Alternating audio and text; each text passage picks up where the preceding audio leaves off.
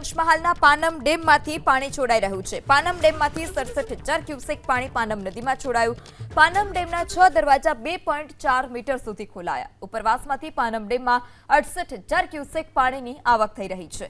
ત્યારે પાનમ ડેમમાંથી 67,000 ક્યુસેક પાણી પાનમ નદીમાં છોડાયું છે। પાનમ નદી પણ બે કાંઠે વહી રહી છે।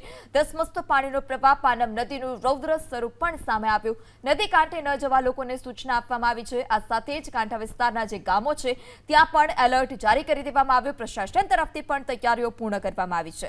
ત્યારે પાનમ ડેમના 6 દરવાજા 2.4 મીટર ખોલાયા અને ઉપરવાસમાંથી પાનમ ડેમમાં 68,000 ક્યુસેક પાણીની આવક છે।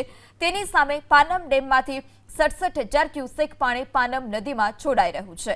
ત્યારે 6 દરવાજા 2.4 મીટર ખોલી જે પાણી છે તે છોડવામાં આવી રહ્યું છે। 67,000 ક્યુસેક પાણી નદીમાં છોડાઈ રહ્યું છે અને 67,000 ક્યુસેક પાણીની જાવક સામે પાનમ ડેમમાં 68,000 ક્યુસેક પાણીની આવક છે।